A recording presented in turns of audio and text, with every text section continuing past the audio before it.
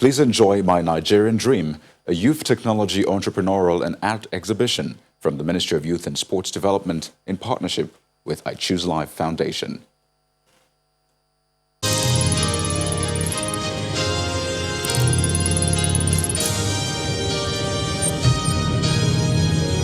This is a live Channels television event.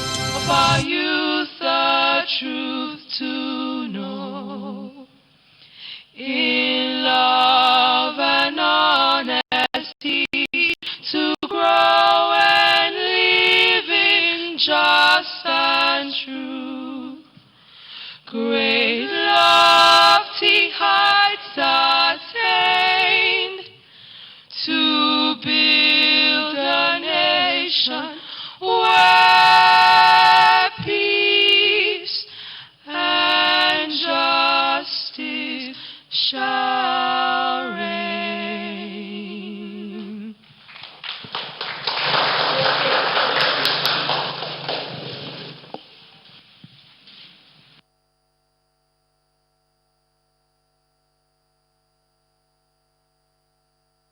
Dream of a Nigeria where the Nigerian police force will be well equipped, where they won't have to bring out money from their own pockets to fuel their vehicles for operation. I dream of a Nigeria where electricity will work very well, where we'll have 24 hours uninterrupted power supply. I dream of a Nigeria where the aviation sector will work very well, where flights will not be cancelled without good excuses. I dream of a Nigeria where our roads will be fixed and people will travel on safe roads. I dream of a Nigeria where all our schools will be well built and things will work. I dream of a Nigeria where there will be good water supply and people will not have to suffer before they get water. I dream of a Nigeria where anybody can contest in an election and win without having a godfather. I dream of a Nigeria where our leaders will be committed to human capital development. I dream of a good Nigeria where human rights will not be trampled upon. I dream of a Nigeria where the rule of law will be given priority. I dream of a Nigeria where people will sleep well without being scared of kidnapping and armed robbery. I dream of a better Nigeria for all of us. Thank you.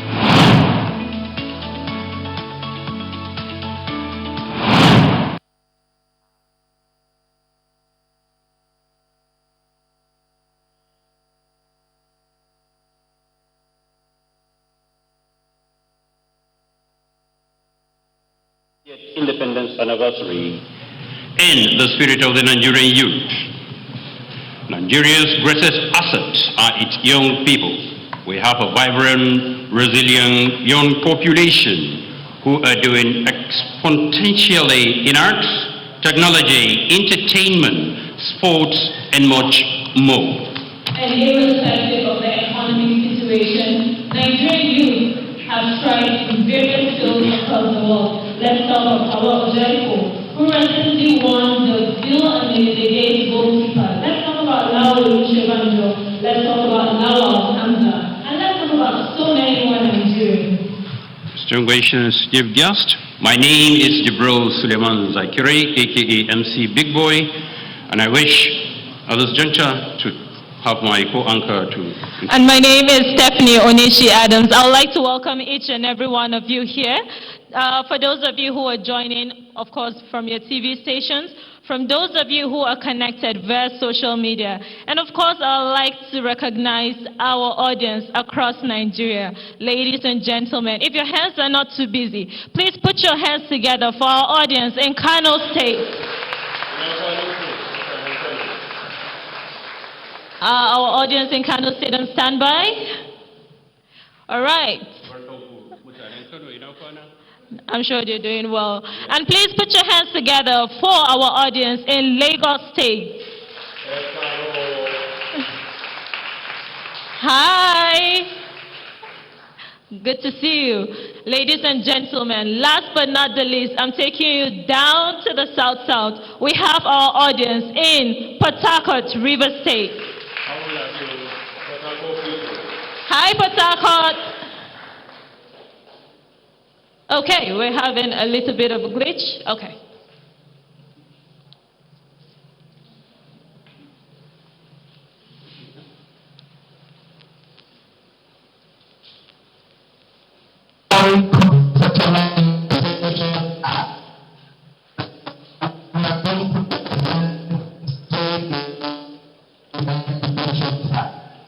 afterwards, that is now that the secret, getting the way the population of the spread. We'll continue to wrap up and say.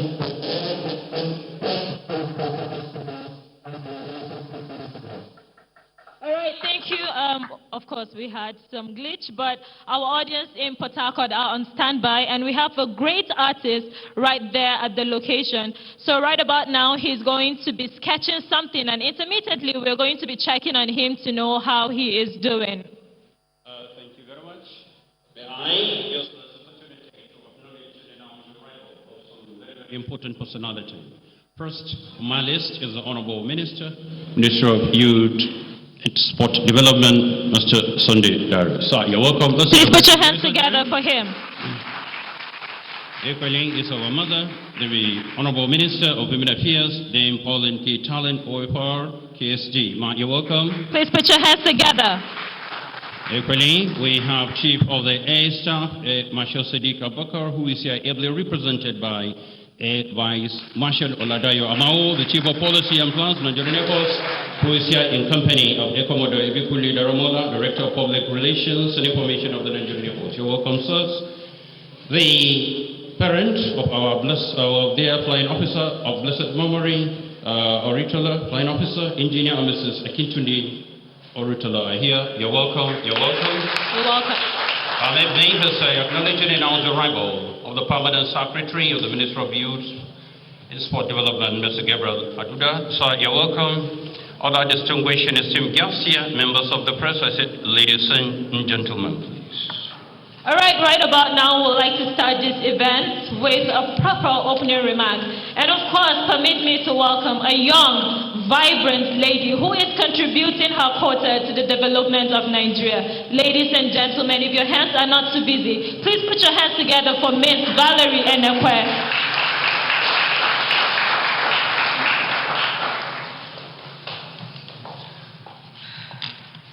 The Honorable Minister of Youth and Sport Development, Mr. Sunday Dari. The Honorable Minister of Women Affairs, Dame Pauline Talent. The Chief of Air Staff, Air Marshal Sadiq Abubakar, represented by Air Vice Marshal Oladayo Amao, the Chief of Policy and Plans, the Nigerian Air Force. Engineer and Mrs. Akintunde Arotile, distinguished ladies and gentlemen of the press, friends and colleagues, good morning to you all. It is my greatest pleasure to be with you all today as we come to celebrate our country's 60th independence. All of us at I Choose Life Foundation wish to express our sincere appreciation to the Federal Ministry of Youth and Sport Development for giving us a platform for young people all over the country to share our creative and innovative ideas through arts and technology. We thank Mr. Kayode Piton. We thank Ms. Mabel Ndagi of the Bank of Industry, the Chief of Air Staff, Air Marshal Sadiq Abubakar, Alhaji Umar Ibrahim, MD and CEO of NDIC, Mr. Kola Adeshino of Sahara Energy, Dr. Alex Irune of Owando, and His Excellency, the Governor of Lagos State, Babajide Sanwo-Olu, sorry. Our youth population is our biggest asset as a nation, and the I Choose Life Foundation was created to play a role in empowering these young people within the age of 8 to 29 by giving them a platform to showcase their ideas and skills in a way of keeping them mentally active and aware. Our main goal is to prevent drug and substance abuse among young people and empower them with life and social skills for maintaining emotional, mental, and physical wellness. We cannot underestimate the wealth of opportunities that come with having a platform like this to empower young people. We have seen how these youths, with the power of social media, have gotten recognition for showcasing their talents, one of which was 11-year-old ballet dancer Anthony Mesoma Madu, who got the attention of the American Ballet Theater when he posted a video of himself dancing in the rain. This viral video landed him a scholarship at the American Ballet Theater. Ikorodu Boys, a group of young children who have been consistent over the years in putting out content on cover videos of popular movie and music videos, both locally and internationally. They became very famous on social media and eventually got recognized by Netflix. Also the Russo brothers, the directors of the popular movie Avengers, Chris Hemsworth, a Hollywood actor, and other famous celebrities. It is time for young people to be heard, not just verbally, but creatively. We believe that we cannot fully crack the code of youth inclusion without having the participation and commitment of young people. This is why we have decided to hold this event, where we have young people also as panelists today to discuss and share some of these ideas of some of the key issues we face today as young people in Nigeria. We believe and we know that we're going to have a fruitful event today that will impact as many Nigerians as possible. Ladies and gentlemen, my name is Valerie Enekwe. I'm from Udi Local Government of Enugu State, and I choose life. Thank you very much. Thank you, Ms. Valerie Enekwe. DJ Funk, please give us some good music from way back. Of course, we're celebrating Nigeria at 60, so we're going to go back in time. Just some music. Thank you.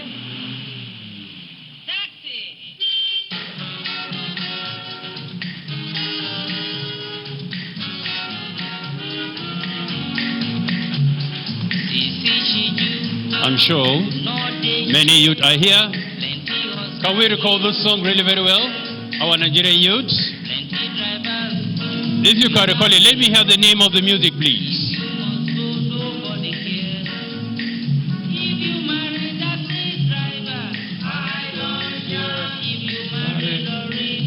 Of course, this is from 1960, and I'm sure our Honorable Minister, oh gosh, I like the smile on his face already.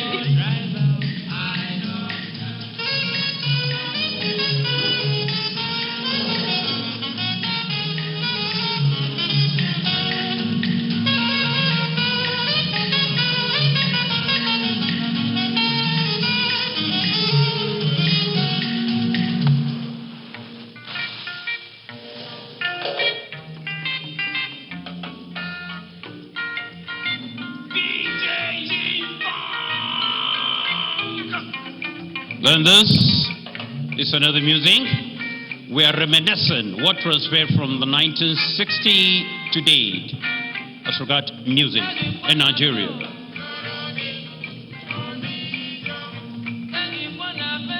I can see the minister tapping.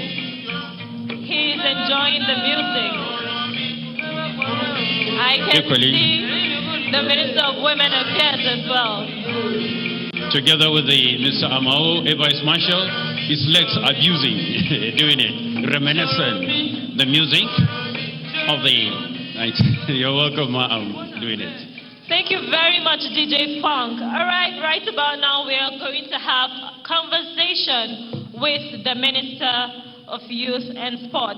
But before I introduce the Minister of Youth and Sport, I'd like to welcome some of our panelists, young Nigerians who are doing absolutely well in various fields across Nigeria. Ladies and gentlemen, I'll need you to make use of your hands this time, because that's the only way you can encourage them to walk fast.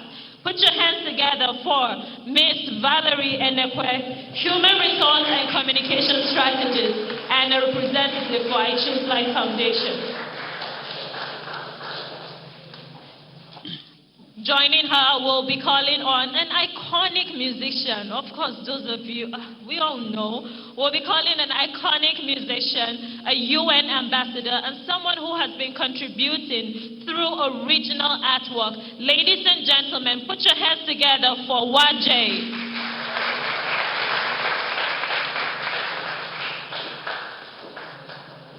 And of course, I am so fascinated by this young lady, a 15-year-old girl who has identified a problem in Nigeria and of course has at the same time profile a solution. If your hands are not too busy, please put your hands together for the 15-year-old girl, Samira Bello.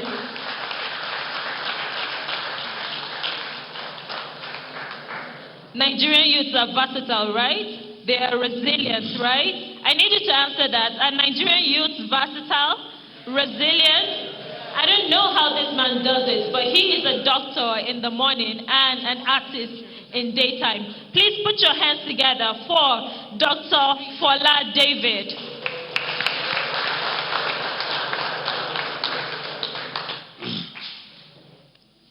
To join him, of course, we have a seat for one more person, and this person is Joel Ogunshola. Please put your hands together for this amazing man who has been working in arts and tech development. And of course, we are going to be joined by Dr. Alex Irune virtually. But before then, of course, we'll welcome a special guest. Ladies and gentlemen, before I do that, I've just been given and directed to announce the arrival of Mr. Olufemi Edi-Egbo, the Special Advisor to the Honorable Minister of Youth, Sport and Innovation. Sir, you're welcome, please. Let's celebrate it, please. Number 5, I invite to the podium a great Nigerian, a personality that combines philosophical sagacity and political savvy. He is a graduate of the prestigious Ahmadu Bello University, a veteran journalist that has worked diverse aspects of the media. Ladies and gentlemen, I invite to the podium Mr. Sunday Dari, the Honorable Minister of Youth and Sport Development, Nigeria. Sir, you're welcome, please. Oh, he's our chief host. You're welcome, sir.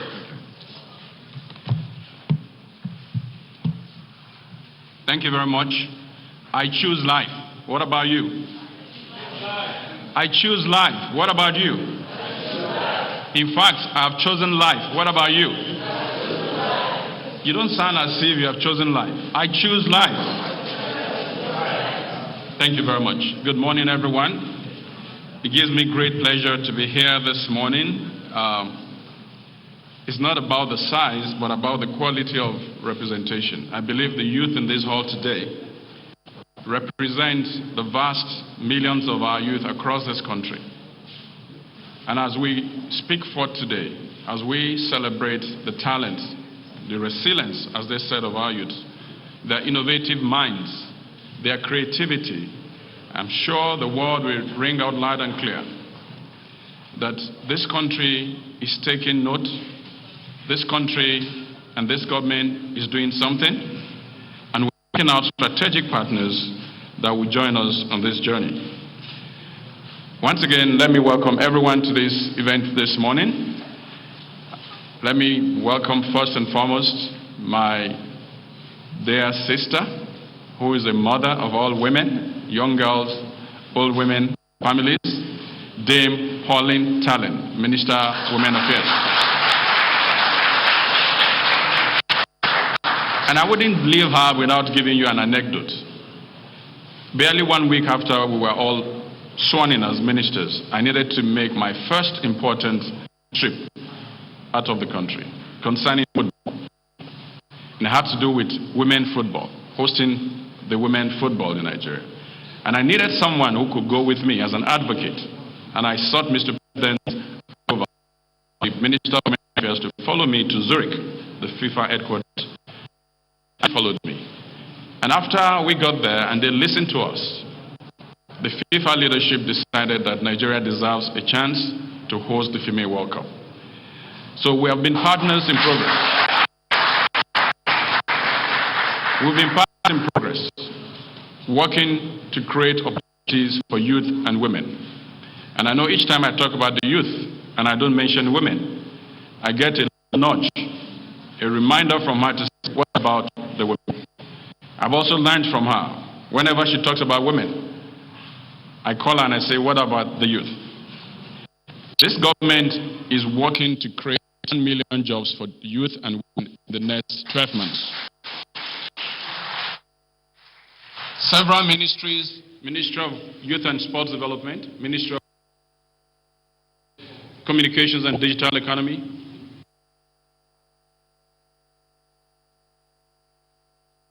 are working on a plan. The work plan is ready.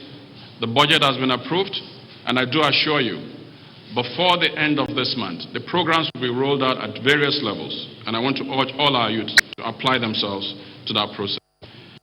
Let me also welcome the representative of the Chief of Air Staff here this morning. Thank you so much for coming. And indeed, the parents of Tolulope Arotile. I've met them this morning. I'm encouraged by their strength. I've seen that God is indeed comforting them. And like the minister said, it's our appointed time. She came a flower for our season. She blossomed. And she's gone away. But she remains in our heart. It's nice to see you this morning. So let me just welcome other persons from the Ministry of Youth and Sports Development, Mr. Femi Adiabo, but also the entire I Choose Life campaign. Where is Folusho, Ife, those joining us from Lagos, from Port Harcourt, from Kano. Resilience of the Nigerian youth in the face of the challenges they face in their daily quest to contribute to nation building through the various activities they are engaged in. The Ministry of Youth and Sports Development had no hesitation whatsoever when it was approached to be the host of my Nigerian Dream event. We accepted because the exhibition and the messaging behind it is consistent with our initiatives for youth, which treat persons in this age bracket as a national resource, not a problem.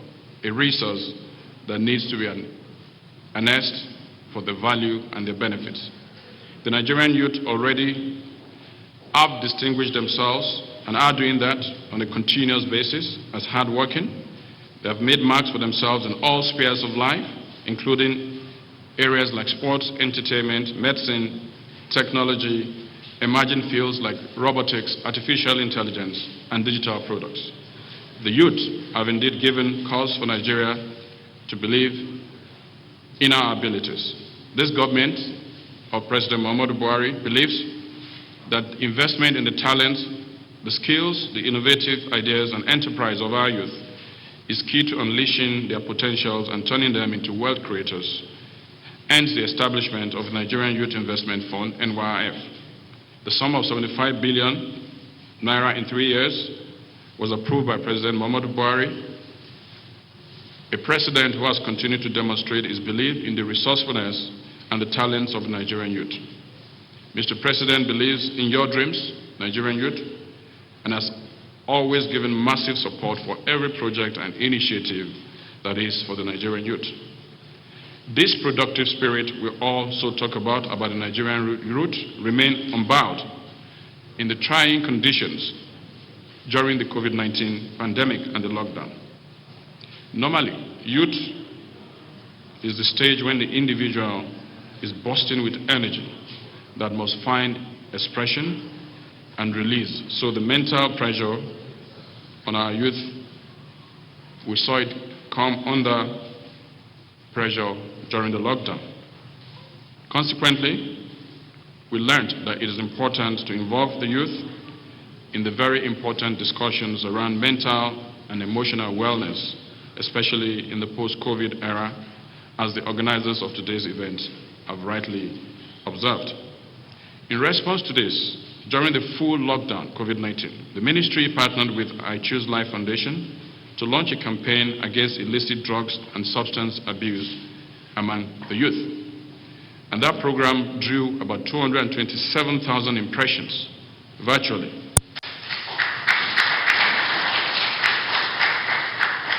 It was a campaign on social media where the youth were most active and in those places.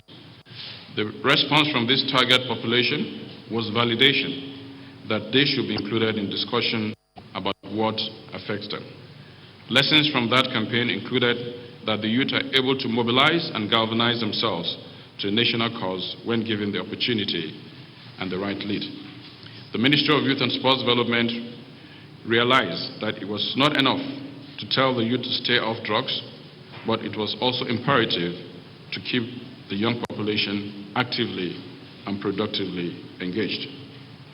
And each time I see Mr. President with my PowerPoint slides to seek his support and his understanding, the moment I'm leaving, he tells me, make sure you keep the youth busy. The Ministry of Youth and Sports Development took our training online and many youth benefited by acquiring digital skills provided in partnership with our various strategic implementation partners. During the COVID-19 era and ongoing presently, we have trained over 15,000 youth in partnership with the IBM. We now know very clearly that this country must harness the resources of our youth, must also channel the lessons learned during the COVID-19 pandemic, which unfortunately is still with us. If we consider the anti-drug abuse campaign, which was backed by digital skills acquisition as a pilot, now then is the time to task our youth to begin building their Nigerian dream, individually and collectively. They must, of course, get the necessary input and support from entities like the ministry and the entirety of government, and of course, partners like I Choose Life Foundation. Therefore, in tasking our youth to live their Nigerian dream, let me acknowledge the slim potential for negativity when Nigeria is being discussed in some circles. However, we look closely enough and match data with facts. It is crystal clear that we have as a country and amongst our youth, on so many occasions, allowed our youth to be stigmatized. I think the time to turn that narrative around is now. For each Nigerian youth that is caught doing the wrong thing, there are thousands and thousands of them with sterling qualities, with talents, who are doing the right thing. And that is the narrative about the Nigerian youth. Our youth are doing decent things, as we will see from the art exhibition today. Our youth are blazing the trail, as the late Arotile did before she was taken away from us. And I have a list on my iPad of over 37 Nigerian youth who are world leaders in their right. It is time to celebrate them and hold them up as signposts for the talents of our youth. Once again, I need to commend the I Choose Life Foundation, because indeed they came to us. We did not find them at the ministry, but they plugged into our vision. They came to us with a planned program, and we are partners. I want to thank them for their work. They continue to celebrate the spirit of entrepreneurship and industry of our young Nigerians.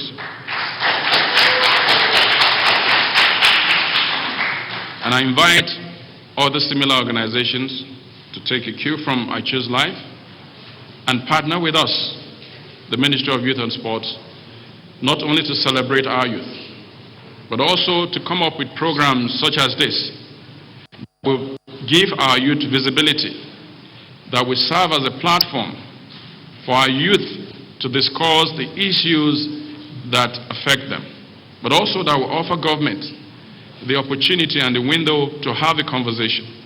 The conversation with the Nigerian youth should be an ongoing conversation. We are convinced about that. The future for our youth starts now.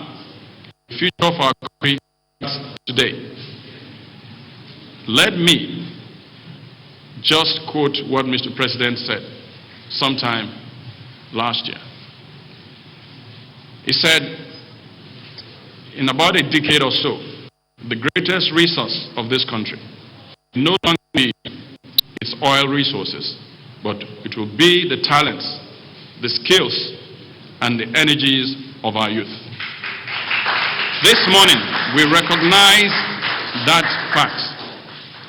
That statement by Mr. President has been validated by the United Nations and other international bodies working on youth. And this morning, once again, I believe this conversation we'll have will be a conversation that will impact our youth in a positive way.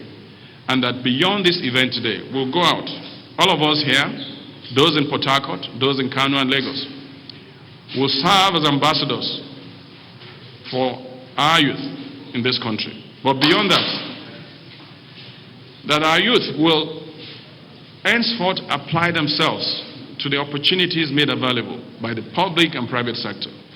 As minister in 1 year, I have found that our youth do not apply themselves properly to the opportunities that exist. The age for pessimism is over. If there are opportunities, please do apply yourselves to them, because if you do not start a race, don't expect to ever win a trophy. Bon, the Minister, Honorable Minister, Information and Culture, Alhaji Lai Mohammed. Thank you so much. He was on a live program on NTA this morning when I assaulted his phone and I said, once you finish that program, there's another important event that you must attend. And I'm glad he's here. And I hope that the Honorable Ministers, both of Women Affairs and Information and Culture, we get 2 minutes to speak to the youth of this country, because together with them and about 5 other ministries, we work together to enhance youth development. Thank you so much. Thank you very much, sir. Thank you. Especially the organizers deem it that our dear minister will sit here, not at the center. It's a special arrangement.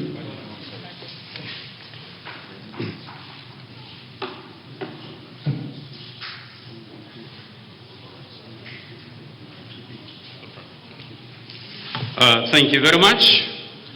We're now going to the next one on the program menu, which will be, of course, a conversation with the Honorable Minister on our Nigerian Dream stock.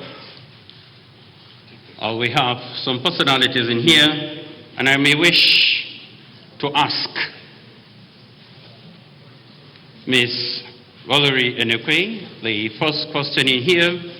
Already I have heard your opening statement. May I ask if you're proud to be a Nigerian? Thank you very much. My name is Valerie, and yes, I'm proud to be a Nigerian. I don't think if I wasn't proud I would be here, but I'm definitely proud to be a Nigerian. But as we're proud, we're faced with a lot of roadblocks as young people. Personally, I'll be speaking on behalf of a lot of young people running businesses in Nigeria today. I run a small business online, and there are a lot of challenges with entrepreneurship in Nigeria today. And these challenges have caused a lot of us to take other ways to run our business. Talking about poor infrastructure, that's my first point. As an online business seller, I'm dealing with poor infrastructure in the sense of internet supply. We are paying exorbitant fees time for internet, and we can't even get value for our money. These are some of the ways that this has been discouraging young people. And secondly, I would like to talk about access to finance. I believe that as young people starting businesses and also running businesses, we need finance to take our businesses to the next level. How do you tell a young person or a young graduate coming out of school that you need collateral to access a loan of about 3 million, 2 million? Where is he going to get the money from? That's one of the challenges. And I would like to thank Mr. President for the laudable initiative of the 75 billion Naira Youth Fund that was signed under the Ministry of Youth and Sports. These are some of the initiatives that we hope to have. These are some of the initiatives that would encourage young people, because I believe that we need these credit facilities. We need this access of finance. There is employment. So entrepreneurship is our next step to take ourselves to the next level. So I would like to ask that the Honorable Minister would also consider us, as much as yes, these initiatives are there. I feel a lot of young people are marginalized. They don't have access to these initiatives. If you don't know somebody, you cannot have access. I know that the Ministry of Youth and Sports is going to speak about this very, very laudable initiative, and we can come up with homegrown solutions to some of the local problems that we have. These are some of my ideas. Thank you. Thank you very much, madam. I think the minister will listen to all, and I'm sure he's jotting while he comes to, sir. Thank you very much, sir. May I request Waja, a very popular Nigerian, you are a very successful Nigerian female entertainer. Can you kindly share a bit of your experience in the context of being youth and the striving in Nigeria? Standing on existing protocol, good morning everyone. Success means different things to different people. People ask me that question. I wonder in what context. For me, what has really worked is understanding that music is an open door, to bring more value, and value in terms of living the world better than I met it.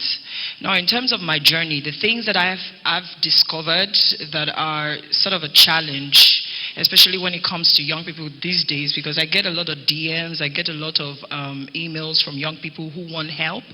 And unfortunately, in the entertainment industry, we don't have the sort of structure where we can empower, the next generation to take up where we've left off, from data collection to actually making use of our content and getting money from our content. You have radio stations and TV stations who are dear to us. Thank them for spreading our content, but in some way these are contents that we should be making money off, and I feel like these are the challenges that we have in the entertainment sector, right? There are people who are musicians that are just recording artists. They decide whether they want to perform on stage, and there are artists who are performing artists, and they get royalties from performing, not just what they earn, and content is key. That's our crude. That's how we leave legacy for our children. I should be able to say, what, I have a catalog of 47,000 songs and I'm leaving that to my children. That should be able to set them up for something. But can I really do that in the country that we're in now? So I think these are the questions that we need to ask ourselves, and not just performing on stage or spreading our music or getting people to stream. That's amazing, but there's so much more that we can do. But the passion is leaving the world better than I met it. So every opportunity, every way that I can thrive, I find that way, and that is by partnering with different organizations. It was so interesting, your speech. It was so interesting when you mentioned how young Nigerians are dogged and resilient regardless of our economy, and it resonates with me. And I'm also going to oblige my minister, sir, that I'm definitely coming, because there are so many things that I'm working on with the youths, for the youths, that I know that you will definitely be a part of. So that's pretty much what I have to say.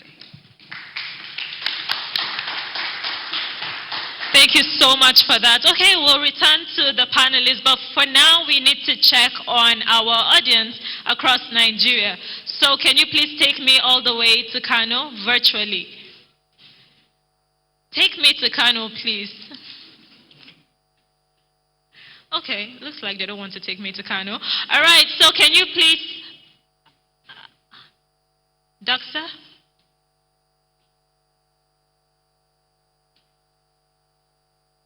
Okay, so we are unable to connect to Kano right now.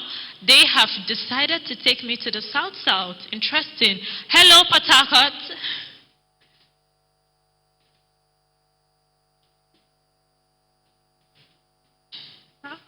South. Interesting.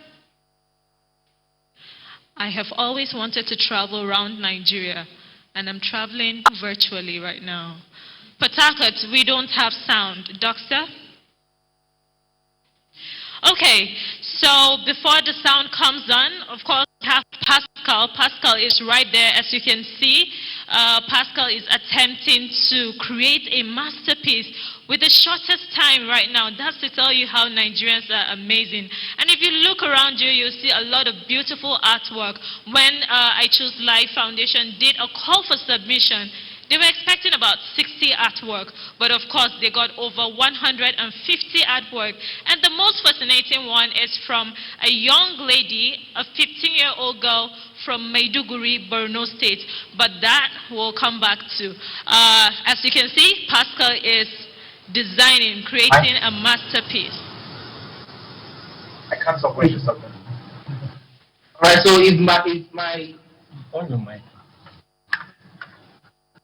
My volume is okay. Am I being heard? Hello? Am I being heard? Hello? Yes, we're here. Okay, so this is Pascal Arujemu, and he's doing a contemporary conceptualization work. He calls it Jisike, which in Igbo translation means let's keep hope alive. And it is in the spirit of the pandemic and all that Nigeria has gone through, irrespective of us being 60. The artwork is trying to tell us that let's keep hope alive. And he started this with an empty. So everything you were seeing here was done from the inception of this program.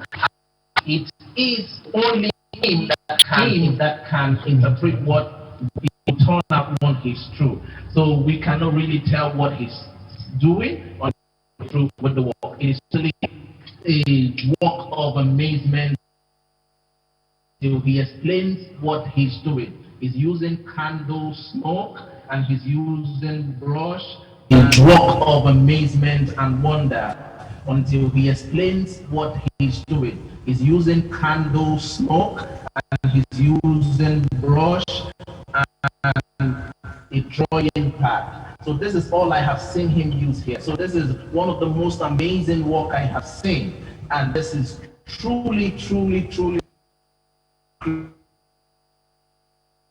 south, to the west, to the north, to the east. You still have lots of great people like Pascal doing great things in their spaces. Thank you very much from Port Harcourt. Thank you so much, Zoloman, all the way from South. Thank you, everyone. So right about now, we're going to continue with the panel discussion. We've heard from Waje, and we've heard from Ms. Valerie Enekwe. Now let's take it to the guys. Thank you very much. I may wish to invite Mr. Joel Ogunshola, who of course has been a former SSC on Innovation and Partnership to Ondo State Governor, and in this industry, please. Thank you very much. All protocols duly observed. Thanks once again, I should like for this conversation. From a technology innovation standpoint, I think I love to say technology is a key enabler to everything we do today. Waji spoken about technology. We just went to the south using technology. Our phones, everything we do today is hinged on technology. And what we see in Africa and Nigeria is the trend used to be that there was a lot of consumption here and a lot of technology was being created outside of Nigeria and outside of Africa. But that is, gradually changing. The internet, connectivity, and, quite a number of other things. Digital content is changing the fact that our people do have the talent and skill sets to actually create these technologies. But from a technology standpoint, from a business standpoint, as a business owner today, one of the critical challenges we face is still the lack of quality talent. So yes, there are a lot of people at entry level who have some level of understanding, but not a lot of quality talent. And we've seen a lot of initiatives over the last 5 years. Andela came into Nigeria to set up shop, to train Nigerians over a program. And you continue to have a lot of those programs. And I think that there's a need to increase the number of such initiatives. I think over the last 1 year, courtesy of the Ministry of Youth and Sports, Ministry of Communications and Digital Economy, and I think, just last week, Nigeria launched the Digital Nigeria Initiative. There's been a lot of increased investment in digital skills. And I like to posit that technology and digital skills is one of the fastest ways to actually lead people out of poverty. Because the cost of the barrier to entry is little. What you need is a device and connectivity. So definitely, if we see a lot of increased investment in actually helping to grow high-quality engineers who can work within technology ecosystem, that would be very useful. And I think the other thing is funding. And I think that cuts across board, regardless of the type of business that you're engaged in or regardless of the sector you're engaged in. And I think it's especially difficult in technology because the kind of services or business is not physical oriented. So traditionally we're used to brick and mortar businesses. So banks, for example, don't understand how to give loans or how to give, finance to technology startups, because they can't touch your software, they can't feel it. There's a lot of things they really can't validate, and I'm sure that probably is also, similar with the arts and, culture terrain. Thankfully, the Honorable Minister and, the Presidency rolled out the new 75 billion naira fund. Thanks to the Minister too, I sit on the focal group for that conversation, so I've been privy to some of the conversations around the real intent to ensure that regardless of demography or age or gender or whatever, you're able to access those funds and actually succeed with them, and also ensure that they're able to support you to succeed. But ultimately, young people need to understand that opportunities exist globally. And with COVID-19, for example, in our business, we've been working from home since February. And we've had new colleagues I haven't met. And also a lot of global companies are starting to now hire a lot of people remotely. So there's a lot of opportunity, but we need increased investment in advanced digital skills development in Nigeria. Thanks. Thank you, Mr. Joel. We have with us Miss Samira Bello, who is just 15 years old. And I am amazed at all I've heard that you have. Kindly share your Nigerian dreams, please. Good morning, everyone. My name is Samira Bello, and this is my Nigerian dream. I dream of a Nigeria where people are respected based on the value that they bring to other people's lives and not just who they are or what their background is. I dream of a Nigeria where schools teach what is relevant to our lives and inventing solutions for our country and not just basic subjects like math. I dream of a Nigeria where all lives matter and not just the lives of the elites. As a child in Nigeria, I dream of a Nigeria where adults listen to our solutions to the different problems that we have. And I also want to tell the youth out there that you can just sit back and watch the problems as they happen. Also, if you have solutions, please find someone to talk to. I dream of a Nigeria where adults know that they are simply holding the present in trust that we will have the solutions for the future. I dream of a Nigeria where our leaders are looking at other standards in other countries and dreaming that Nigeria can become like them by looking at researching how the countries became like that, and finding how Nigeria could also become like that as well. I also dream of a Nigeria where the mental health of youth and the adults themselves are taken seriously like that as well.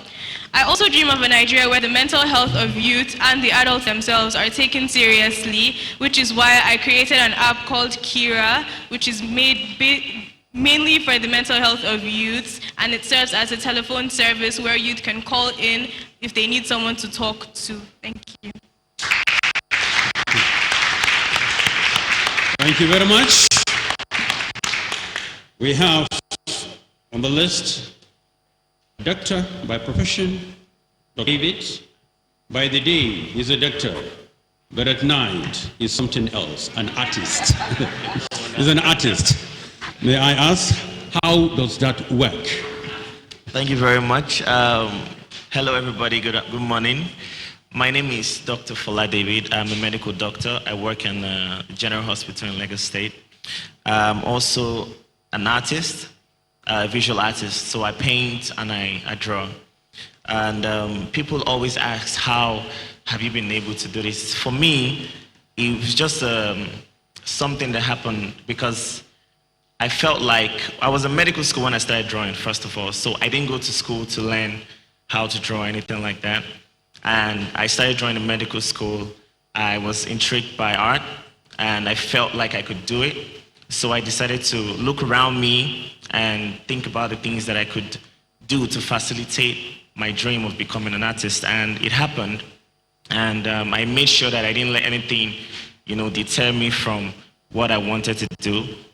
So doing art and also being a medical doctor has been very challenging, to say the least.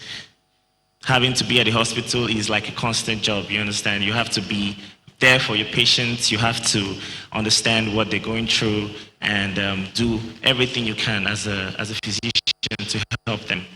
And I took it way beyond medicine. I started working with my patients, understanding what they're going through and feeling what they're feeling, and started making artworks that represent what they're going through. I've worked with a lot of patients over the years and created a lot of artworks to represent what they're going through, how they're feeling, and I noticed that it was a very, very good way to help them in terms of therapy. And a lot of patients started feeling way better after, noticing and seeing how much a doctor cares about them, and also creating artworks about them, helping their self-esteem, boosting their confidence, and letting them know that they are loved and they're taken care of. So for me, it was all about finding harmony between my practice as a medical doctor and my practice as an artist, bringing it together, and for me, that was what made it work. It was the harmony that I created between medicine and art, and since then, it's been amazing for me. Thank you.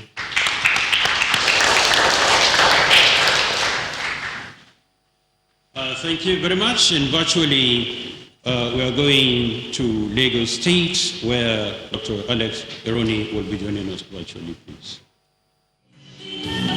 Well, thank you very much, DJ Pont. May I request the indulgence of the Honorable Minister of Youth and Sport Development, Mr. Sunday Dari, to respond. Sir, Honorable Minister, sir. Thank you very much. Thank you very much. I think it was quite interesting just listening to each person on this panel speak, from Valerie to Waje to Joel to Samira, and of course the doctor during the day and artist at night. But I think what we have seen here from this conversation is that the entry points for our youth to excel are many. But for me, the abiding fact is that it is time for our youth to embark on a path of discovery or even rediscovery. Our youth need to discover their talents, their passion, and then work in tandem with that to realize them. There's a role for government, but also there's a role for the individual. What are your skills? What are your aspirations? If you don't have the skills, how do you acquire those skills? If you have the talent, how do you hone them? And of course, for government and the private sector, providing the opportunities, the incentive, and the avenues for that realization becomes our challenge. But let me just tiptoe through a few responses, because I think some of the issues you've raised deserve direct responses. And after that, I will also provide some of what is presently ongoing on the part of government. And let me start that with an anecdotal experience. December 2019, I was invited to, and I'm sure Joel, I don't know if you're there, I was invited to Akure. The Africa Young Entrepreneurs brought about 6,700 youth across Africa for a 5-day convention with trade fair, skills, training. It was massive, and I was asked to speak on a panel like this. Barely a month or 2 months prior, we had unveiled the DEAL program for Nigerian youth, particularly the DY.NG, Digital Youth Nigeria, where our youth can benefit. But also we unveiled what we call the WEP, Work Experience Program, which was meant for every Nigerian youth who was a graduate, unable to find jobs because they would say you have zero experience. The ministry unveiled this program to place our youth on a 3-month internship paid by the ministry. And that, we believe, will change that zero experience to 3 months experience, and that can open doors and windows for you to get employed. So I asked all of them. They kept saying no opportunities. I said, have you heard of WEP? They said no. I said, how many hours do you spend online daily? Of course, research is there, between 6 to 7 hours daily. And I said, well, I'm a product of applying myself to opportunities online since the internet came on. So I said, what do you then do online? So I say, if you have a smartphone, can you take it out? I took out my phone. I said, let's go to Google and let's type in WEP, Ministry of Youth and Sports, and deal. And let's see what comes up. I had about 16 different answers that came up. And it was clear the opportunities there. Only one person knew about it. So I said, what do you spend 7 hours daily online doing? Because there are opportunities out there. And I do agree with Valerie. The small and medium businesses or the small and medium enterprises deserve support. And I think it's time for action, because that argument, that debate is time won. The question is, what is being done? And I can tell you, 2 weeks ago, Google reached out to the Ministry of Youth and Sports Development based on our programs, and they came up with $3.7 million to support small businesses in Nigeria. We have since signed that MOU, and we're perfecting the processes. Before the end of this month, our youth can pull from 3.7 million. Again, it's online. You have to apply yourself to the process. The government will not bring the check or the opportunity to your doorstep. Again, Google has committed to training 500,000 youth in Nigeria on digital skills. That will be provided online. As soon as the e-platform is ready, Google will connect with us. We have a portal, and that benefit is there. Again, the youth of this country must apply themselves to that. Also, we talk about the NYIF, which for us is heartwarming and exciting. 25 billion every year. That establishment for us gladdens our heart, because for the first time, this country is investing directly. In fact, taking a risk on our youth. If you have a brilliant idea, you can approach this fund. We're not worried about whether that idea fails or not, because very often you have to try once, twice, or 3 times before you make it. So if you're a youth, you can get between 250,000 to 50 million, depending on what proposal you bring forth. Your business plan, you must show us clearly that you have the market, you have the resources, you have the manpower to be able to make your dream come true, in this case. So I'm sure, Valerie, you'll be very excited about that. But let me also speak about what the government is doing. I know the Minister of Communications and Digital Economy is in here, but in my former life, I was an executive commissioner at the Nigerian Communications Commission. And I know that about 6 infraco licenses were given. That's infrastructure licenses for fiber optic network across the country. Right now, that process has started based on each geopolitical zone. It's a network that will connect to each other. And about 4,654 kilometers of fiber optic. That project is ongoing. And I believe in the next 3 to 4 years, we should be able to achieve that extent. So that deepens the Wi-Fi connection, the data that we need in the digital economy. Let me also say, last week, the ministry started a call out for youth SMEs to register. We're creating a youth SME database. And the fastest way to benefit from the Google fund and other funds that will come in is to come and register with the ministry as an SME. It's very important. It's on our website. But also we have NOYA. The NOYA, that's Nigerian Online Youth Assembly. NOYA is an aggregator website for Nigerian youth. It aggregates opportunities in various sectors. We pull them together. Sometimes the youth, like you said, they can't find credit and financing.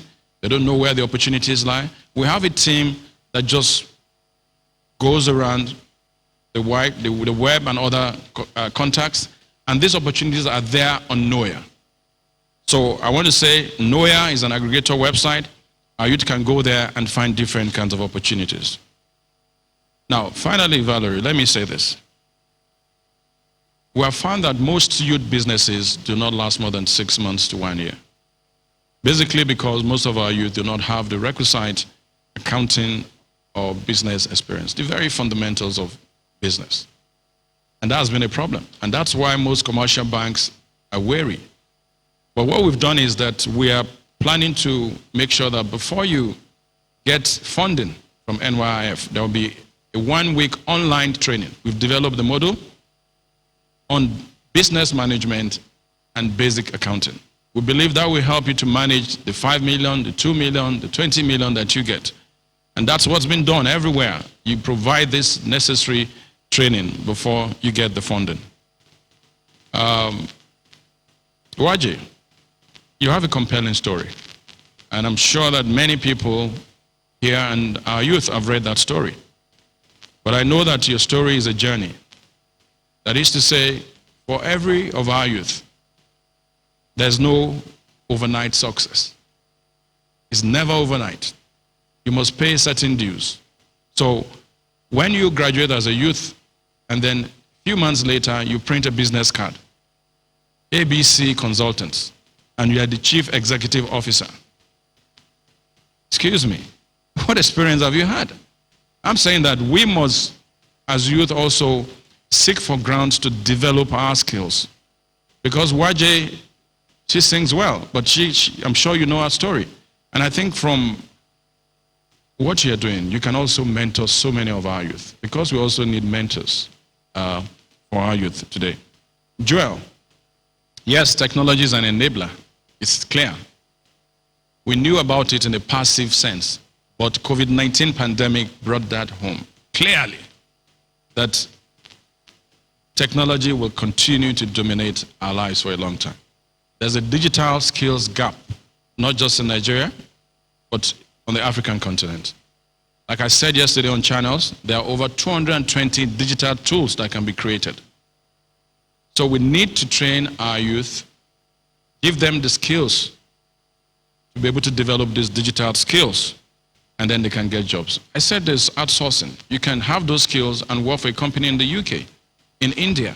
Sometimes when we make a call, we have someone answer a call in India. It's all part of that process, and we can key into that. I have spoken about WEP, I've spoken about NYIF. There's also the Coding for Employment, which is in partnership with AFDB. Because when you talk about technology, the basis, the fundamental basis of technology is the coding principle. Because once you understand coding, you can create apps like Samira has just done, and you can do quite a number of other things. Innovation thrives, robotics, artificial intelligence is all fueled by coding. And I know that several ministries and agencies, including our ministry, are rolling out plans to train our youth under the Coding for Employment program. So Joel, I know Andela has come, but I know we have Facebook, we have Google, we have IBM, we have Microsoft. They are all churning out different programs. In fact, Microsoft is doing a 25 million digital skills training globally, and Nigeria is part of it already. Samira, you know, I share all of Samira's dreams, and I hope that I Choose Life will find a way to put up all those dreams on the website, because it will connect. In a way, it summarizes the dreams of every Nigerian youth. And in fact, even as a youth myself, it captures my dreams. So, like I said at the beginning, I think it's important that the youth apply themselves to the opportunities that exist. We have seen the deepening of the partnership between government and the private sector. And I think the opportunities are out there. On our part, we will seek to make available those opportunities, but also we will create the awareness that is needed. But also, we know that beyond the diploma holders, the degree holders who can go online, we also have the youth who cannot go online. And for us, it's important because the profile of youth for us is beyond degree and diploma holders. The 18-year-old vulcanizer, the 21-year-old, what is this Okada? Marwa, motorcycle, tricycle. And a number of them, we see them around. They are also Nigerian youth. What qualifies you to be a youth is your age first and foremost. And I think that even for NYIF, we're going to have physical forms to give to youth who ordinarily cannot go online, who cannot fill the form. We're going to have focal offices. And then finally, what we did, we put up a team. That is the NYIF focal team. 27 Nigerian youth from across the country were part of helping us to develop the final template for the Youth Investment Fund. We also had a technical committee. That work is completed, and I can announce that beginning from Monday next week, the application portal for the Nigerian Youth Investment Fund will open, and our youth can start to apply and benefit. Thank you.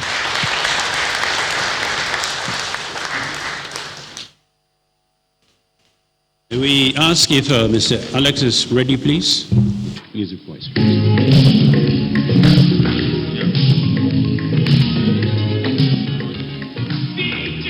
All right, thank you so much to our panelists. Please, you can have your seats. Thank you so much.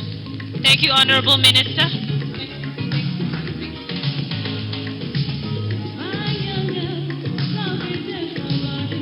Preparation meets opportunities. Just look at the way complimentary cards are flying.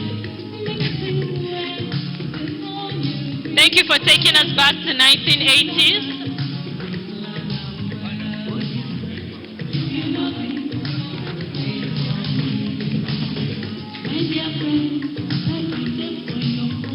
All right, make sure you're following us on social media at IChooseLife_NG on Twitter, on Instagram at IChooseLife. We are currently live on Channel CB and TVC, one of the biggest in Nigeria and extending to Africa.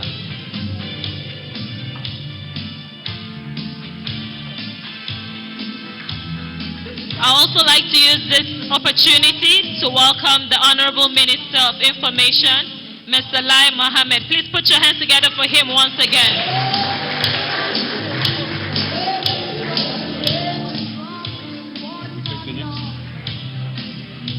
All right, thank you very much.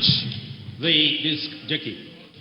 Before I take the next thing on the program, permit me to ask the Honorable Minister of Sports, sir. My name is Jibril Suleiman Zakire. They call me MC Big Boy. And I'm requesting to inform you of my dream is to become an international footballer. I will contact you, sir, so that we discuss it, sir. I'm sure you will use your connection and what have you. Thank you, sir. May I now invite for the next thing on the program, which is, of course, inviting Mariam Bukar Hassan, a.k.a. Halahan Islam, a renowned poet and an exponent of the spoken word, who has performed at major festivals and events both locally and internationally. Ladies and gentlemen, may I invite to the restroom Mariam Bukar Hassan for spoken word. Please put your hands together for Mariam Bukar.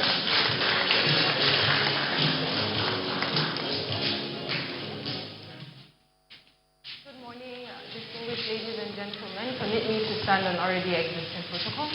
My name is Mariam Bukar, known as Alhan Islam. And the piece I have today takes us back to history and also to the future, the youth.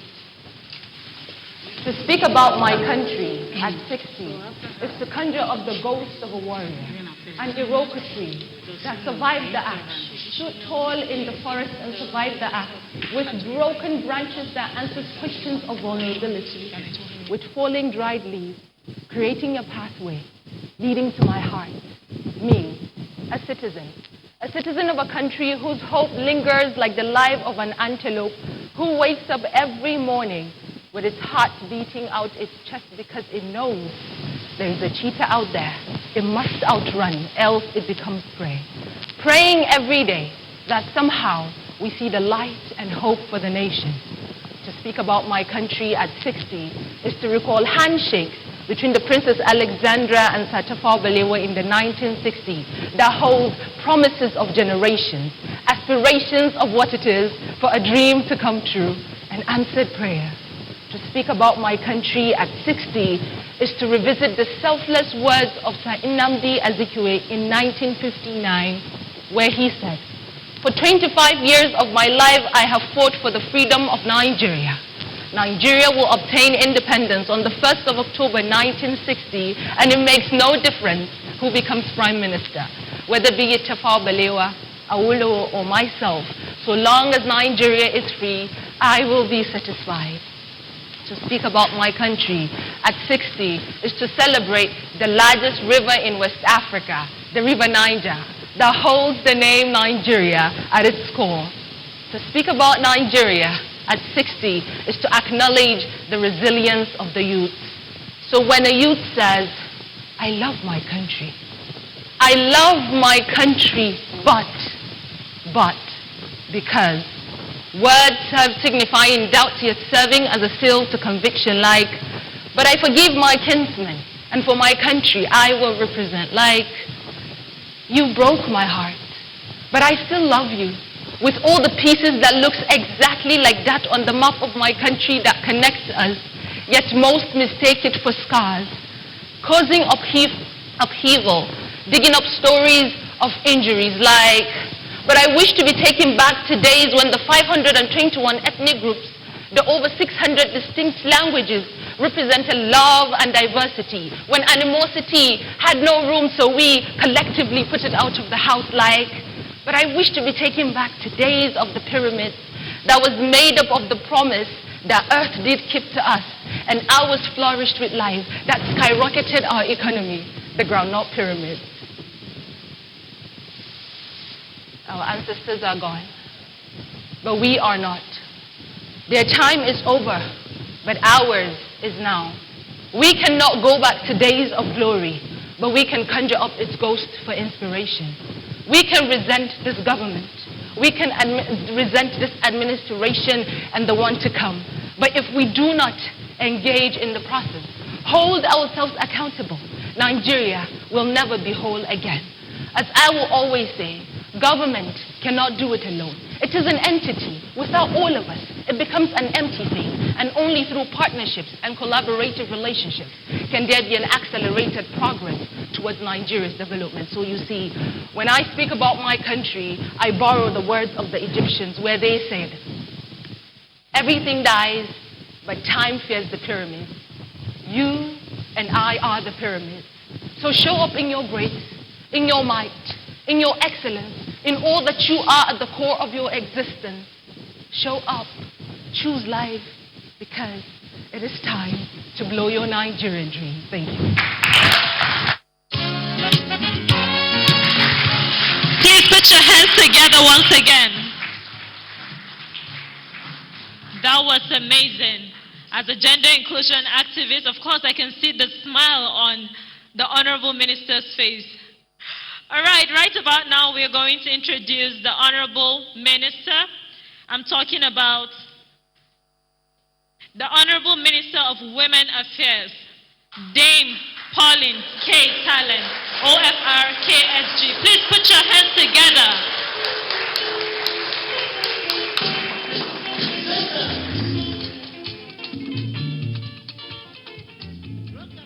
Thank you. Yes, I like her last words. Blow your Nigerian dream. Give her another big round of applause.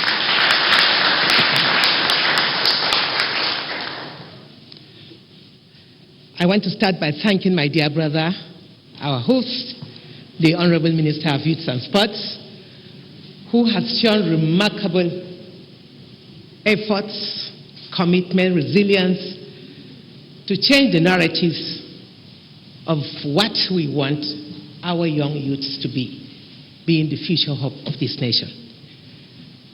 I want to especially acknowledge my big brother, the Honorable Minister of Information, Lai Mohammed, who is doing great to let Nigerians know the great work Mr. President is doing, the commitment of this great father. Nigeria is blessed to have a president in the person of President Muhammadu Buhari, and it has never been so good for our youths. And I feel excited and proud because I'm a mother. And the prayer of a mother is to see that the children are better off than us. That is my prayer for all Nigerian youths. God bless you. The representative of the Chief of Air Staff,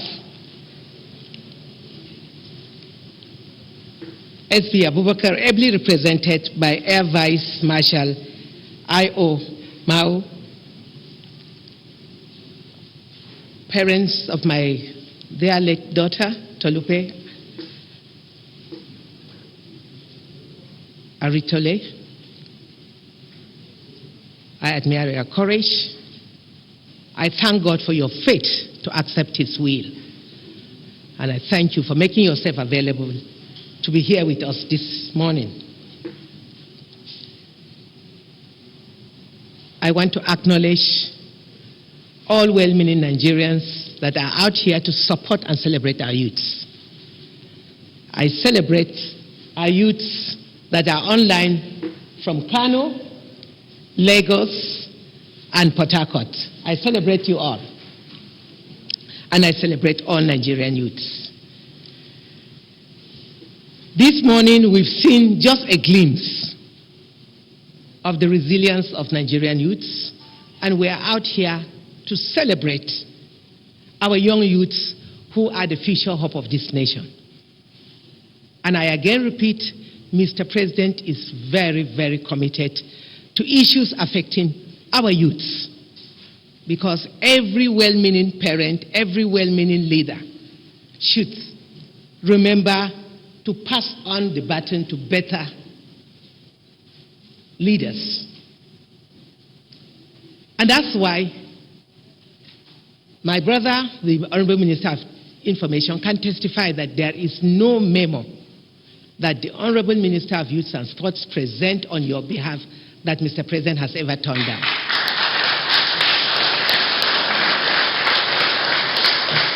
And he has confirmed it this morning in his speech that I'm his great supporter. Why? Because the youths consist of both men and women, the young girls and the young boys who will be better parents than us. That's our prayer. Even on the high table today, the conversation they had with the Honorable Minister, it was clear that the female youths are more in number. Women constitute over 52% of the total population of this country, and so are the female youths. On the table here, we had three wonderful young ladies, Waje, Stephanie, and my wonderful Samira. Please stand up and give her another big round. Samira, your dream is our dream. Give her another round of applause. She has simply summed up the prayers of every parent. The prayer of Mr. President, the prayer of all of us for our youths. And so shall it be in Jesus' name. I want to celebrate all Nigerian youths and to thank and celebrate I Choose Life Foundation for this great initiative.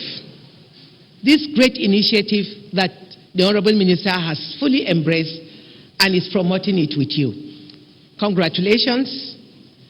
And I want to assure you that this administration is fully in support of all concerns of youths. Our wonderful poet who came out so elegantly and gave us this beautiful poem that reminded us of the struggle for our independence till now. For those of you that were not born before the independence or did not witness the independence or did not go through school in those good old days, you know that Nigeria is a great nation. Nigeria is a blessed country because we are blessed with all kinds of both human and natural resources. And the youth are our greatest asset. You have shown us clearly, you've seen the doctor and an artist. I used to think that, women are more multitasking. A woman can do 5 things at the same time. But I've seen a young man who is both a doctor and is doing well as an artist. Congratulations, Doctor. Joel, I congratulate you for doing so well too. And the Honorable Minister has reached out with so much opportunities for you, supported by Mr. President. The 75 billion Youth Trust Fund and the youth policy that has just been approved is a clear testimony that this administration is on the right path to make Nigeria better by grooming better youths.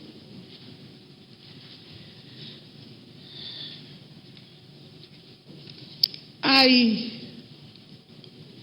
had to do one thing, and that's what I've been assigned to do this morning. I thought they would just allow me to celebrate our great youths that are so resilient and are doing well. And all that we need, the youth needs from us, is support and encouragement. And that you are already getting from Mr. President and the Honorable Minister of Youth and Sports, my humble self. For all of us to be here this morning at very short notice shows clearly that we attach so much importance to concerns of youth. You heard what he said. The Honorable Minister of Information was in radio or a TV program, but he just buzzed in and sent him a text inviting him to be here. He has left everything. I had a meeting for 10. I rescheduled it to be here because we love you and we believe that our presence here is to encourage you and to celebrate you and to reassure you that we are fully with you all through the way. What I really don't want to do, they've asked me to do, with a very heavy heart. We are here to celebrate our great daughter, Tolulope Oluwatoyin Sarah Arotile, our great pilot, a star in the Air Force, that the Chief of Air Staff gave me an opportunity to meet her on the 15th of October last year, and I decorated her when she was winged. I've been asked to say a little thing about her, and that gives me a very heavy heart because it took me over a month to stop crying for this wonderful girl. And that's why I thank God for the courage and the presence of the parents here today. It's not easy to lose such a great star, a star that so many young girls in the Air Force were all looking up to. She was a role model, very resilient, a trailblazer, but just disappeared like a flower in the air. She is still a hero even in death. We will live to celebrate her. Tolulope Arotile was born on the 13th December 1995 and left us on the 14th of July 2020 when she was called to the great beyond. There are situations we cannot question God. He gives and he takes. And I appreciate that you've accepted the will of God in good faith. She was the first ever female combat helicopter pilot in the Nigerian Air Force. She contributed significantly to combat operations against insecurity in the northern states of Nigeria. Very courageous, very dogged. In fact, her officers confirmed that her performance was outstanding. She contributed significantly to the combat operations against insecurity in the Northeast. Arotile died tragically from a head injury sustained in an accident at the Nigerian Air Force Base in Kaduna on the 14th of July, 2020. Arotile was commissioned into Nigerian Air Force as a pilot officer on the 16th of September, 2017, and held a Bachelor of Science in Mathematics from the Nigerian Defense Academy. She was winged as the first ever female combat helicopter pilot in the Nigerian Air Force on the 15th of October 2019 by my humble self. She saw action against the Boko Haram terrorists. She was brave and she faced them squarely. And that led to Mr. President paying her tribute to her skills and bravery in the fight against ISIS and Boko Haram.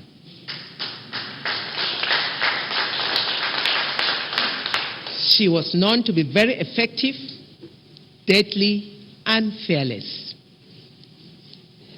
I pray God that God grant her eternal rest, and may her soul and the souls of all the faithful rest in peace. My prayer is that all the other young female officers that she was grooming, and one was recently commissioned just 2 days ago, is a clear testimony that she still lives on. We continue to pray for the family and to assure you that Tolulope still lives on. I pray that God will raise strong, brave, and fearless officers that will step into her shoes. Once again, congratulations to all our youths. We celebrate you, and we pray that God will continue to raise great, vibrant youths that will make Nigeria great and make Samira's dream and all our dreams come true. Thank you.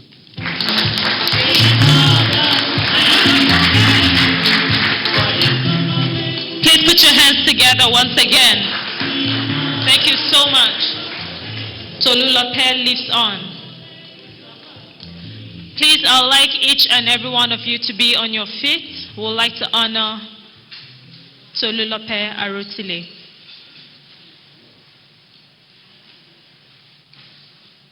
One minute silence, please.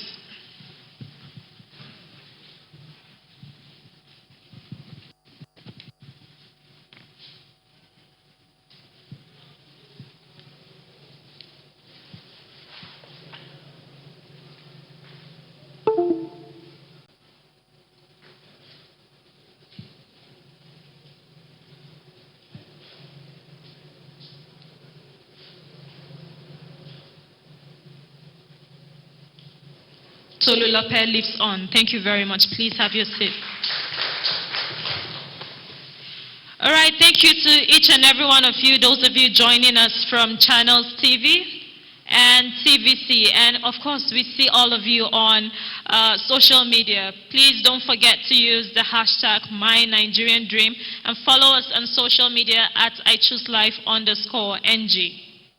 Distinguished and esteemed guests, at what time we go for the presentation of the Heroes book series that are titled First Girls Can Fly and Look Mom, I Can Fly.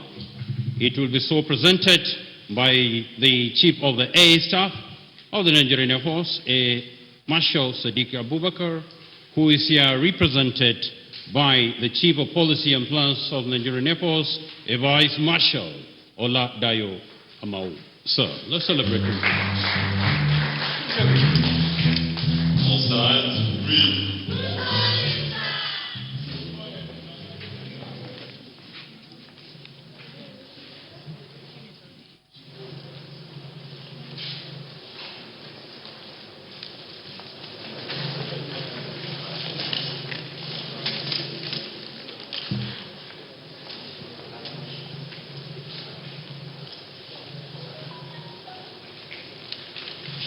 the Honorable Minister of Youth Sports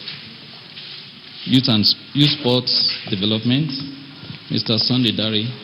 I want to thank you very much for hosting this occasion, showcasing one of our very finest officers. Thank you very much, sir. The Honorable Minister of Women Affairs, Dame Pauline Talen, and the Minister that decorated the flying of Arotile when she completed her combat flying training. I want to thank you very much for this occasion. The Minister of Information, Culture, Alhaji Lai Mohammed, thank you very much for coming to these occasions to honor our own. The parents of our late colleague, Flying Officer Tolulope Arotile, the first female Nigerian Air Force combat helicopter pilot, engineer, and Mrs. Arotile, thank you for coming, sir. The organizers of my dreams, the I Choose Life Foundation, members of the press, distinguished guests, ladies and gentlemen. I'm here this morning representing the Chief of the Air Staff, Air Marshal Sadiq Baba Bakar, distinguished flying star. He's unavoidably absent. He tried as much as possible to be here this morning because the flying officer is dear to his heart. But for other service exigencies, he was not able to come here. He has directed me this morning to represent him, and I'm going to read his remark. So when I say I mean Air Marshal Sadiq Baba Abubakar, distinguished flying star.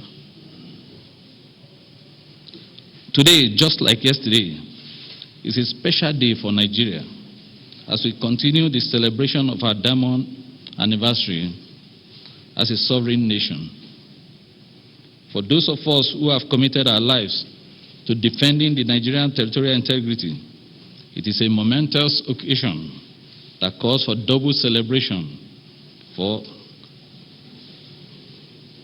because the wishes of our enemies within and across the borders did not come to pass. Indeed, Nigeria still stands as an indivisible nation, and by God's grace, we will continue to coexist as one country under God, bound by unity and justice. I'm here today because this is also a very special day for the Nigerian Air Force, as one of our finest is about to be honored and immortalized. Sadly, few stories celebrating men and women of valor who have sacrificed their lives in the line of duty never get told. Ironically, it seems most young Nigerians only know of the stories of fallen heroes in America and Europe, as against those of their own country. We are committed to changing this narrative and have, in partnership with Nollywood, put together a feature film titled Eagle Wings. This movie will change our perception of military heroes and will be available in cinemas soon.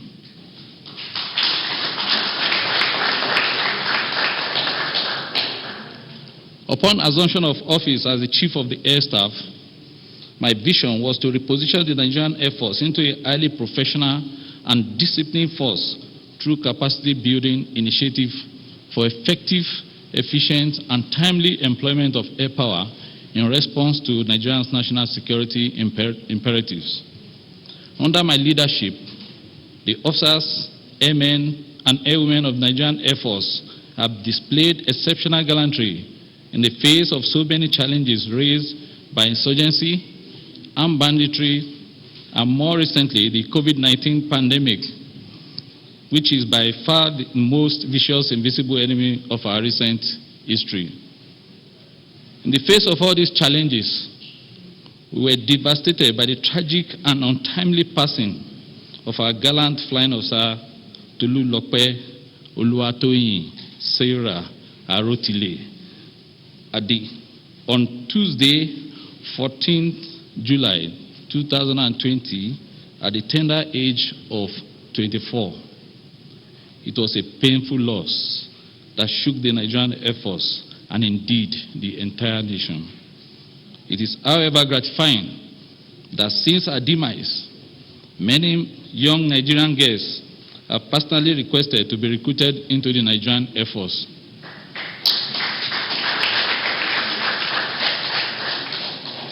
Besides this, no fewer than 12 other female officers who have undoubtedly been motivated by Tolulope's inspirational life are currently undergoing flying training both within and outside the country to become Nigerian Air Force pilots.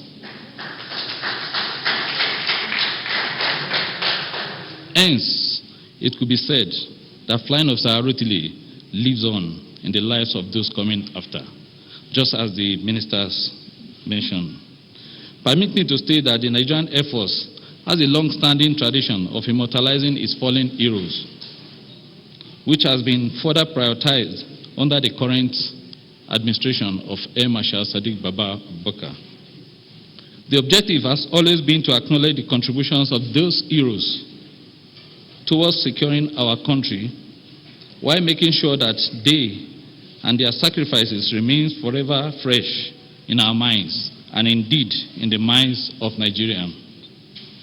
In keeping with this tradition, the Nigerian Air Force on 22nd September 2020 named the newly renovated and remodeled pilot crew room building at the 115 Special Operation Group, Port Harcourt, the home of our combat helicopter, after late Flying Officer Tolulope Arotile, the first female combat helicopter pilot in Nigeria.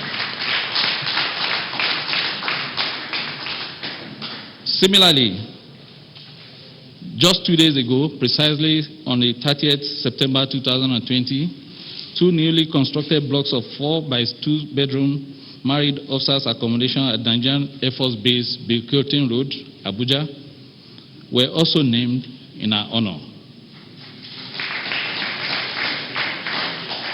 Today, the I Choose Life Foundation, in partnership with the Nigerian Air Force, has conceptualized and will be dedicating the premier comic Tag Heroes series targeted at young Nigerians from ages 3 to 13 to the memory of late Flying Officer Arotile. It is our hope that this comic series will encourage young Nigerians to make choices that will benefit them, their family, and the nation. It will especially do a lot of good for the girl child who, like Arotile, will be motivated to study, work hard, and unreservedly pursue their dreams and legitimate aspirations. I am particularly delighted with this work because books such as these have the capacity to stir up patriotism in Nigerians from a very early stage. This is commendable. The Nigerian Air Force makes a call to other organizations, profit or non-profit, to emulate the actions of I Choose Foundation and take up such projects that will benefit the nations in all ramifications. This comic series is hereby recommended to all and will most certainly inspire the upcoming generation and let them know that serving the country can never be in vain. I wish you a happy reading. Thank you, and happy 60th Independence Anniversary celebration. Just before you take your seat, sir, we would like to officially present and unveil the book, Look, Mom, I Can Fly. That is a book in honor of late Tolulope Arotile, officially unveiled. Thank you so much, sir. Thank you for your time.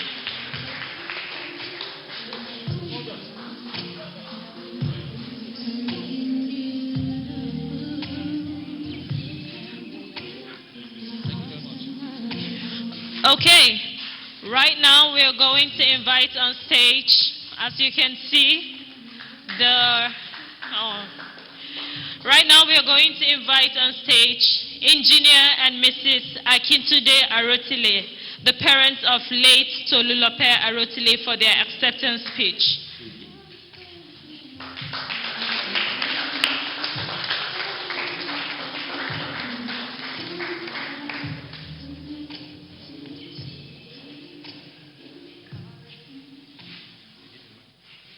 Honorable Minister, Youth and Sports, Mr. Sunday Dari, sir. Honorable Minister, Women Affairs, our Daily Sister, Mrs. Pagitali. Honorable Minister for Information and Culture, Alaji Mohammed. Representative of the Chief of Gas Staff. Introduce Minister. I Choose Life Foundation distributes, ladies and gentlemen. I won't bore you here by giving God's speech. As a family, we are here to say thank you and to say we are deeply touched by this honor bestowed on our late daughter, late flying Mr. Tolulope Arotile. Thank you so much for this honor. We sincerely appreciate you all. God is infinite mercy. We continue to bless and strengthen you all. Great Nigerian youth shall come to be well with you all. In Jesus' mighty name, amen.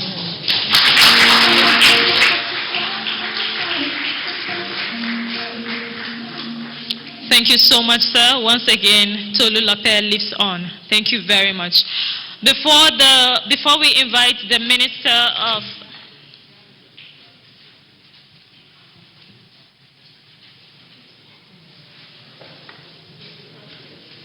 Okay, a quick photograph. The Minister of Youth and Sports, Minister of Women Affairs, representative of the Chief of Air Staff. Please, can you come so we can unveil officially the book, Mom, I Can Fly? An official photograph, please.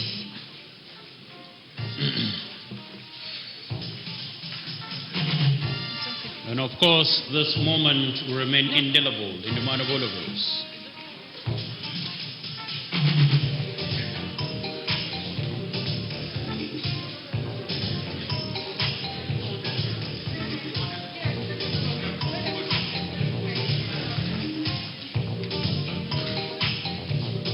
Okay, we can use this background, sir. Honorable Minister, we can use the official background for Mom, I Can Fly. Thank you so much.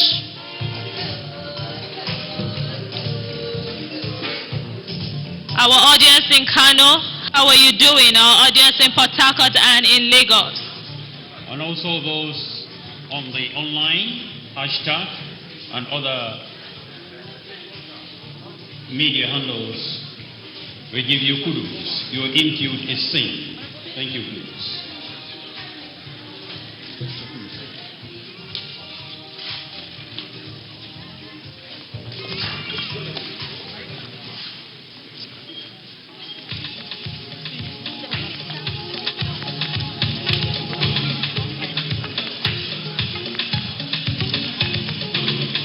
Thank you very much. Thank you very much for that. Thank you. While the minister take their seats, no problem. Please take your seats. Please take your seats, sir. Take your seat, ma'am. Take your seat. Right about now, we have a video, a very short one, that we would like all the ministers seated here to see. It is very important, and it is done by youth around Nigeria. So please, you can take your seats. Take your seats. We'd like to show a video done by some young people because we literally want all the ministers to see this. So Gami, are you ready? Please, roll. I feel stuck and kind of bored here. I feel and belong someplace else.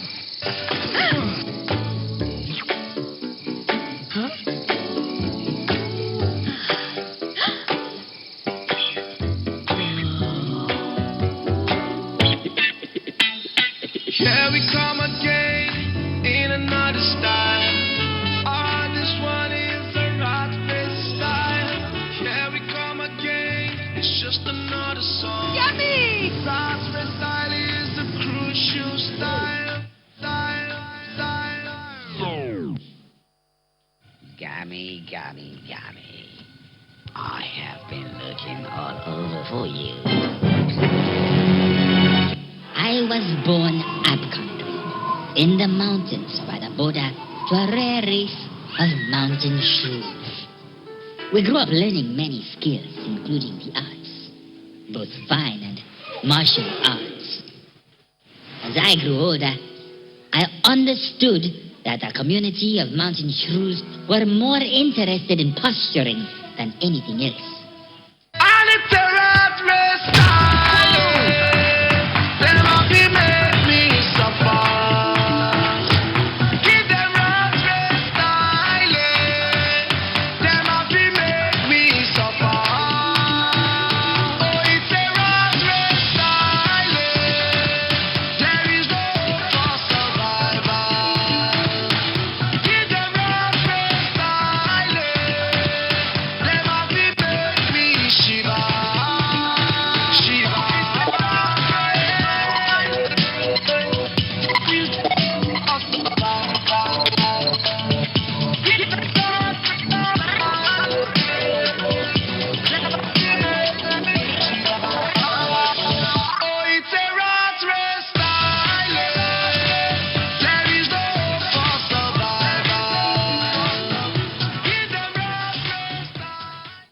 The tree that grows slowly keeps itself for others. This tree has kept itself for us and other reptiles.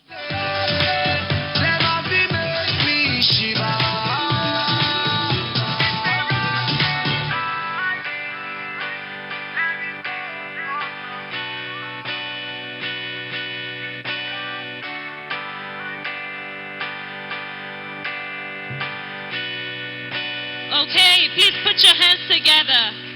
Just look at that creativity. Are you impressed, Mr. Minister? Are you impressed, ma'am? Good. Thank you so much for that. Right about now. It's about time that we invite the Honorable Minister.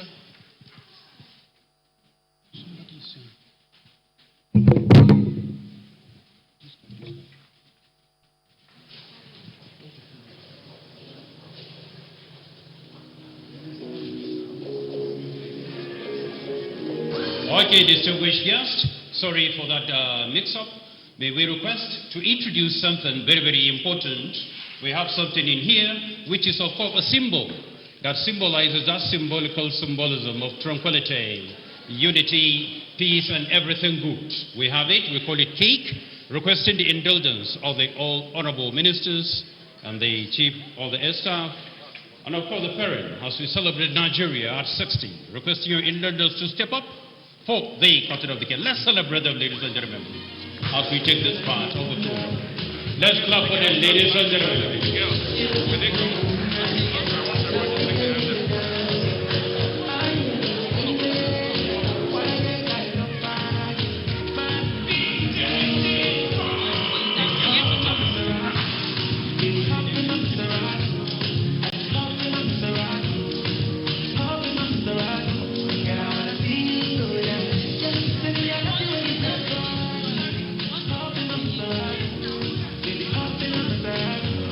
Oiza Emeyi, please join us on stage. Oiza Emeyi Abu.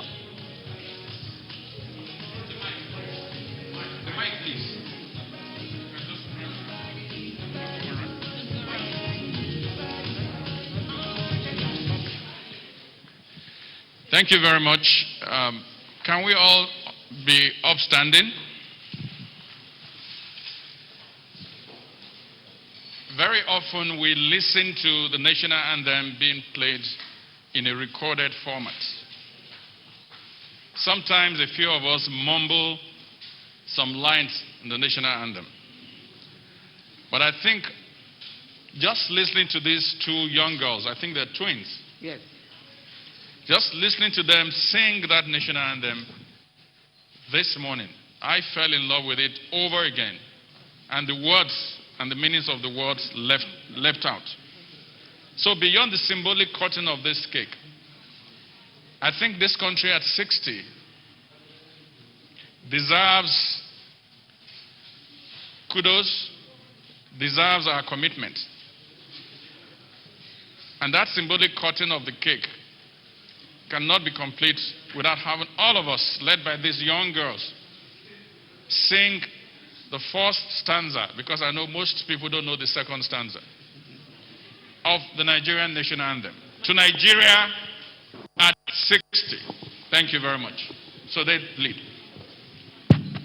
Arise, O compatriots, Nigeria's call obey, to serve our fatherland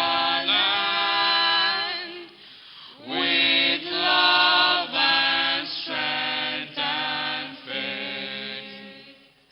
The labor of our heroes past shall never be in vain. To serve with heart and might, one nation bound in freedom, peace and unity.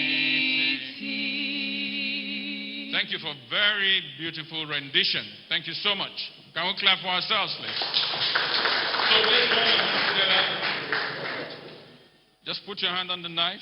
Stretch your hand towards it. To Nigeria at 60.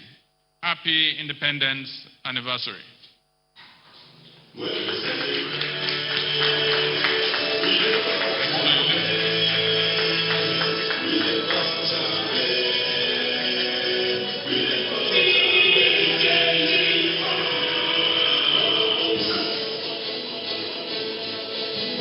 As they take, thank you, DJ Funk. As the executive seat, requesting the indulgence of Honorable Minister of Information, Mr. Lai Mohammed. Oh, it's on. Sir, you're welcome, sir.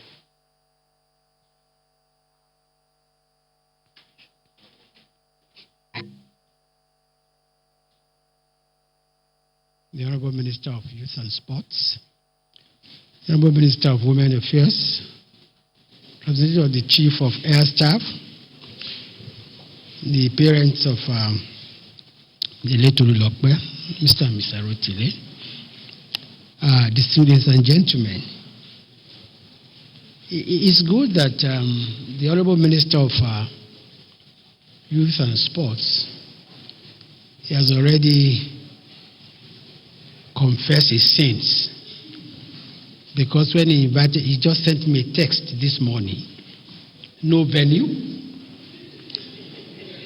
He only put the time and the theme, which was a bit, nebulous to me. But because he mentioned youth and he mentioned art, I felt I had to be there. So I rushed from my office to come here, not knowing what I was coming for. So please will apologize.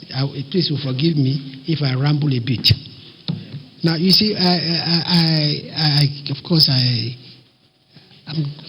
condole with the families of the Arotile, but I'm glad that the young lady has achieved in a very short span of life what many of us may never achieve in life. So for that, I think we should be grateful to God. One thing I love about this COVID-19 is that it doesn't allow you to hide your age. You can see this and this. So I can't pretend to be a young man. As Malam Sulaiman, I think that is one of the MCs. He has requested from the Honorable Minister of Sports that he wants to be a professional footballer. Am I correct? International. Yes, sir. That's very interesting. You see, sometimes 2 years ago, I think, or 3 years ago, I went to Cannes for a conference on creative industry. But on our way back, the embassy staff tried to impress me. They took my passport and wanted to check me in even before I got to the airport. Of course, the airport security refused and said they will see the man that want to check in. He said, no, he's a minister. He's a very important person in my country. He said, well, we'll put his luggage to one side, but we want to see him. So when he explained to me, I said, well, why did you shouldn't have bothered. Of course, I present myself everywhere where I go. So finally, I got to the check-in counter. And the man said, oh, yeah, Mr. Mohammed. I said, yes. He said, when he told me that you were a very important man, you were from Nigeria, I was expecting to see J.J. Okocha. You see, that shows you the power of sports, the power of celebrity.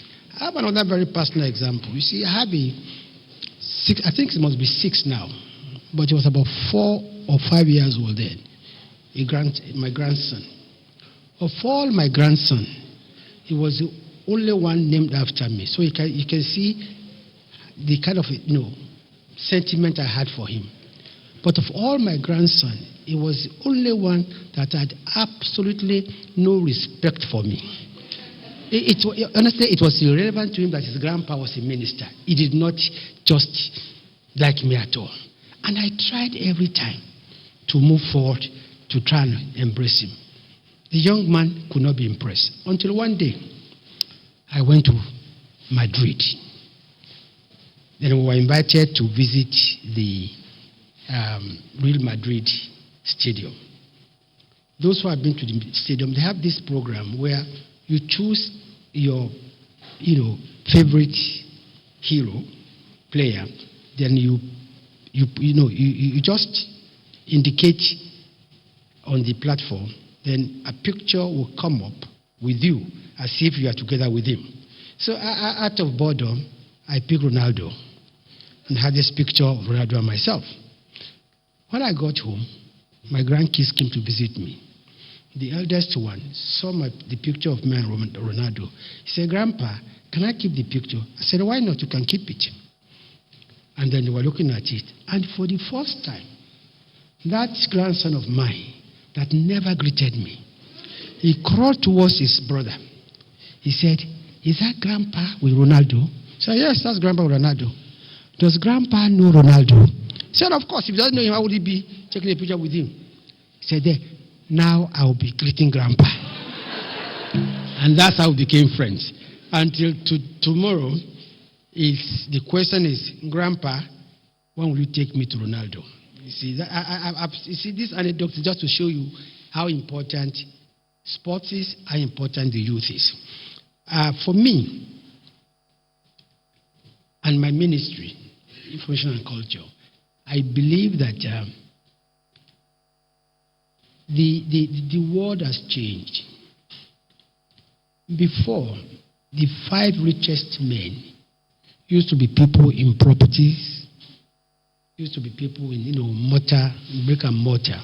But today, if you check the 5 richest men in the world, they're either in the entertainment industry, or they're in technology, or they're in one of these latest endeavors, and especially the creative industry. And that is why I'm particularly excited to be here today among the